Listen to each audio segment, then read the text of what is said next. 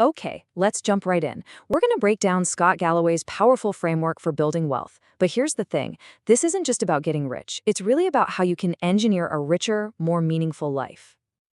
So let's start with a really big question.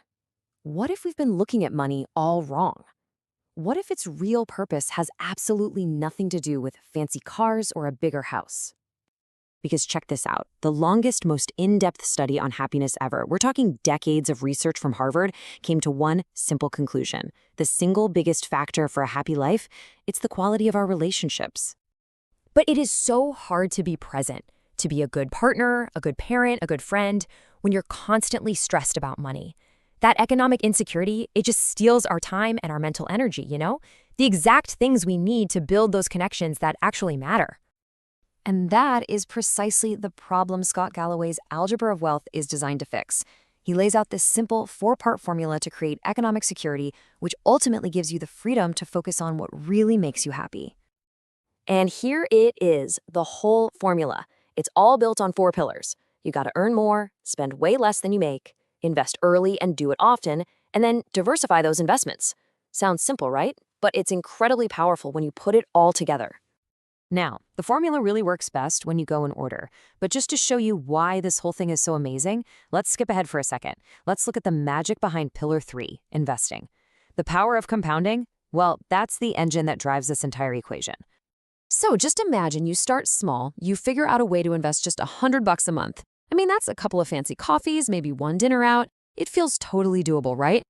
Okay, now you take that small, consistent investment, you put it in something like an S&P 500 index fund, and you just let it sit. For 30 years, what do you think happens to that money? So your total investment, what you actually put in, was just $36,000. But it grew to almost $250,000. That is the unbelievable power of time and compound interest, just doing its thing. But okay, let's kick it up a notch. What if you contribute $500 a month and maybe your job matches some of that, which is a pretty common benefit? What does the math look like then? We're talking over $2 million. This just goes to show you financial freedom isn't like winning the lottery. Nope, it's a mathematical outcome. It comes from consistent, disciplined action over time. So that's the why. That's the power of the whole equation. Now let's break it down piece by piece, starting with Pillar 1, how to earn more. And I gotta tell you, Galloway's advice here, it's probably not what you're expecting. We're all told, follow your passion. But Galloway argues that's actually terrible advice. Why? Because passion is fickle. It just fades away when the work gets hard. Instead, he says, you need to focus on your talent. Passion isn't what causes success. Passion is the result of becoming great at something and getting recognized for it. So, how do you find your talent? It comes down to 2 questions. First, what just seems to click for you?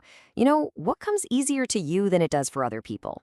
And second, what's the hard stuff you're willing to do that other people just aren't? Where those 2 things meet, that's where your unique talent is hiding. The numbers don't lie. The absolute fastest way to get a big pay bump is to change jobs. Loyalty to a company, well, it often isn't rewarded financially. And even if you don't want to leave, going on interviews tells you what you're worth on the open market, and that gives you some serious leverage in salary talks. All right, here's a financial tip that might surprise you. Exercise. Galloway calls it a performance enhancer, and all the science backs this up. It improves your focus, how fast you learn, your resilience. It literally builds the mental toughness you need to get through those tough projects at work, which directly boosts your career and how much you can earn.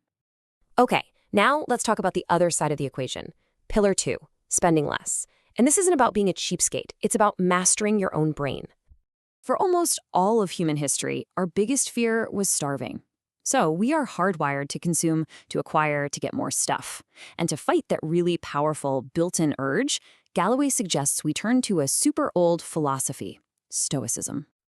Now, Stoicism isn't about being emotionless. It's about building character using 4 virtues. Courage is having the guts to resist buying stuff just to fit in. Wisdom is knowing deep down that the thrill from a new purchase, it's not going to last. Justice is doing right by your future self by saving money today. And temperance, well, that's just good old-fashioned self-control.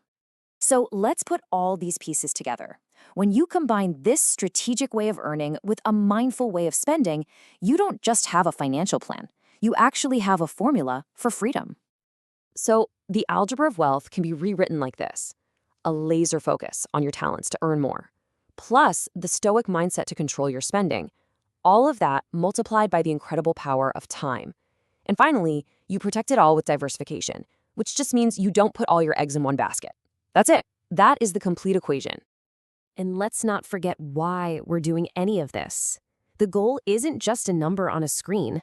The real goal is to get to a place of economic security, to get rid of that financial anxiety so you have the headspace to focus on what actually matters in life. This quote just nails it. It really captures the whole point. Like Galloway says, true wealth isn't about owning a bunch of things. It's about owning your time and having the freedom to spend that time with the people you love. So I'll just leave you with this to think about. If you actually followed this formula and you got that freedom, what would you really do with it?